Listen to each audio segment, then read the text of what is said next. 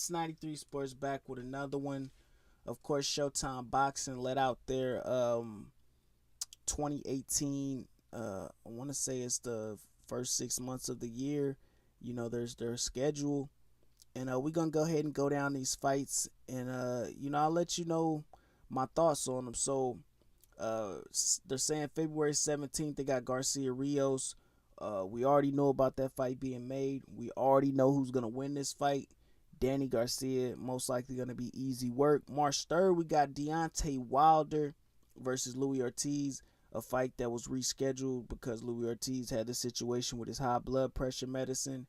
I'm thinking this is gonna be a knockout for Louis Ortiz, but it's not gonna be. I mean, a knockout for Deontay Wilder, but it's not gonna be easy work for Wilder. And this will be probably the best name that he would have on his resume. And hopefully he does an emphatic performance, because he's gonna be competing with Anthony Joshua on and he fights on the 31st. And it could be pressure on Anthony Joshua, to perform if Wilder has an emphatic knockout like he did Stavern. March 10th we have Mikey Garcia versus Sergey Lipnitz. Of course, this fight has been rescheduled for Lipnitz breaking his hand. That was originally supposed to fight, I believe, February 10th or February 11th. This is going to be easy work, in my opinion, for Mikey Garcia. I don't know if Sergey Lipnitz had an extensive amateur career, because he only has 13 fights. So, that is what it is. I don't understand this fight for Mikey Garcia. He's supposed to be out here for big money fights and things of that nature. I mean, the only thing that he gets out of this fight is he gets to fight in Texas, and he gets, to be a champion in 4 weight divisions, which is cool for legacy. But Lipnitz don't bring that much money to the table. I mean, it's not a lot of people like, damn, this motherfucker Lipnitz, man, we want to go see this guy. So I don't understand as far as, that being a money fight, unless he just is looking at the risk reward factor, which would make sense, in my opinion. But then March 31st, we got Anthony Joshua versus Joseph Parker. This should be a great fight. I don't, a lot of people are saying, this is going to be a close fight, and it could, but I just don't really look at Joseph Parker in that light. I kind of, in the past, I've looked at him as a coward, him ducking Deontay Wilder, him, basically looking to hold his belt hostage. I think this payday came about, and he just figured, like, if I gotta fight one of these champions, I want to fight Anthony Joshua, the money man. So, maybe once he gets in there, he'll be ready to fight, and maybe it could be a competitive fight, But I would like to see Joshua win, in an emphatic fashion, to just build up that Deontay Wilder fight that much more. Okay, so Saturday, April 7th, we got Erislandy Louisville versus Jarrett Hurd. Another fight I'm looking forward to. This is probably, out of all the fights mentioned, it's probably one of my top 5 that I'm looking forward to.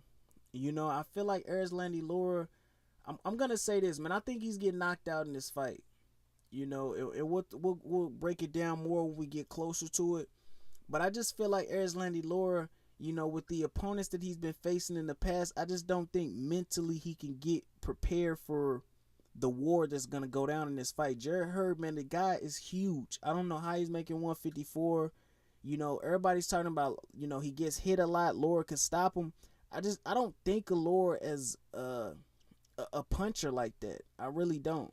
I think of him as a master level boxer, but I just don't think of him as a puncher. I just see Jarrett Hurd just wearing a guy down, cornering. I mean, he's not good at shutting down the ring, but Laura will get touched in this fight. And Jarrett Hurd is proved to be a powerful puncher. And I think he will eventually catch up with Laura, and he's going to stop him, in my opinion. But let's get on to it. April 21st, we got Adrian Broner versus Omar Figueroa.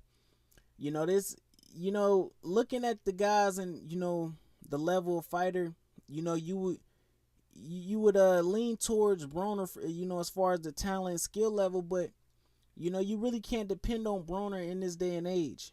You really don't know what you're going to get from Adrian Broner.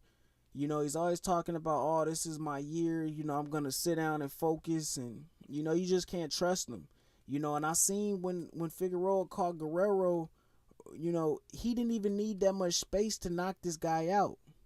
And Adrian Broner is the kind of guy who needs to kind of get in close because he's not really that long and let off combinations. And if he stays in the pocket for too long, Figueroa could stop the guy. Figueroa's a guy that has a nice work rate, and those are the kind of guys that bother Broner. The guys that come and swarm him. So, the book is out on how to beat Broner, and it could be a tough fight, man. But I would like to see Broner win this fight. But who knows, man? Who knows what Broner we gonna get? Okay, on to the next one. May 19th, we got Keith Thurman. They're saying to be announced, but I'm hearing rumors that the Jesse Vargas fight has been confirmed. As far as that, I don't understand why Keith Thurman is waiting till May 19th, to fight. You know what I'm saying? So he fought Danny Garcia back in March. It'll be over a year once he fights. I'm like, what kind of injury takes over a fucking year to heal? So like, when did he really get the surgery? It's just so many questions, man. And Keith Thurman, I mean, the guy's been fighting once a year, I want to say since 2016. Okay, so what would lead me to believe that if he fights May 19th, he would be ready to do that quick of a turnaround in order to get another fight in 2018? I mean, he would have time to do it. Mayweather used to fight in May and September, but I just don't know if Keith Thurman, mentally would be ready to sit down and deal with another training camp and deal with another weight cut, because we know he's gonna blow up after the fight. But that's a whole other situation. Hopefully he gets past Vargas, and eventually we get that super fight with Spence. But if he only fights one time this year, then he'll be like, he got to deal with mandatory, so he could end up fighting two more people in 2019, and we might not get the Spence fight until 2020. Fucking around with Keith Thurman. But it is what it is. The welterweight division just gonna end up passing them by. But then May 19th, I guess it's some dual telecast. We got Stevenson versus Jack. It's a good fight. If it was me managing Badu Jack, I would have liked to see Badu Jack get in there with some more 175 pounders. It's like they're throwing him in there, and then his second fight in the division, he's getting a title shot, against a guy who's comfortable with that weight. I would have liked to see them wait a little bit, but kudos to Badu Jack for wanting to get in there with Stevenson. We don't really know what Stevenson we're gonna get, because in my opinion, he really hasn't been in there with any top-notch competition in some time. So that's a fight we'll dive into when it gets a little bit closer, but that's my initial thoughts. Then June 9th, we got Leo Santa Cruz versus Abner Morris. I don't understand this fight. The first fight, it might have been close. It was exciting, but, I'm really not interested in seeing it again. I would like to see one of these guys get up in there with Gary Russell Jr. Now, Gary Russell Jr. is not doing himself any favors. He's not on social media promoting himself. He's not putting his face out there, showing up to these events. So I don't know what it is with him. I really don't know. But I don't understand why none of these top guys have faced him yet.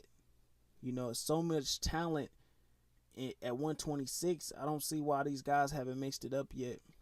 But it's a topic for another video. Then June 16th, we got Errol Spence in Dallas, Texas versus to be announced. Of course, it's probably going to be his mandatory that the IBF ordered, Ocampo. And that's a fight I might be thinking about trying to go to, man. I love what Showtime's doing as far as, giving us this schedule in advance, and it's giving the fans opportunities to plan for these fights, because usually these fights aren't announced for maybe 10-12 weeks out, and sometimes that's not enough time when you're trying to spend a whole week down there. You want to sightsee, you want to see the Thursday press conference, you want to see the weigh-in, and all kinds of other stuff. You want to get the full experience. So this is giving fans the chance to plan ahead for these fights. And In closing, man, I just don't see how HBO and ESPN are going to compete with this monster card. ESPN, they got Top Rank, and I mean they got some stars. You got Lomachenko, Terrence Crawford. You got Manny Pacquiao on the tail end of his career. You could include Jeff Horn, but they're like on a fight by fight basis with Top Rank. And I mean, once you get through with those fights, who's really left. They're at Top Rank. You know, I really can't say. Maybe you could say Shakur Stevenson, the Conlon guy from Ireland, but those people are gonna take time to build. So we talking about right now. Then over there at HBO, they got Golden Boy. I mean, you got Canelo, you got Danny Jacobs. Who else they got? They got some names at 160.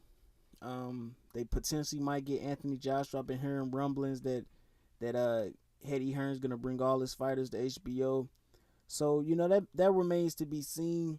But I like what Showtime's doing, man. He's letting the fans know that, hey, this is what we got coming. And man, I'm excited, man. I would like to see Jermell Charlo get a fight in that time frame. I don't want to see him wait, a bunch of time, past June and July to get his first fight in for the year. So hopefully they build an undercard or something and include Jermell Charlo. And I heard Jamal Charlo is gonna be fighting on that Deontay Wilder versus Ortiz fight. Some guy named Hugo Centennial or whatever. So it is what it is, man. Showtime's killing it. And what more can I say? Being a boxing fan, man. Again, this is Since 93 Sports.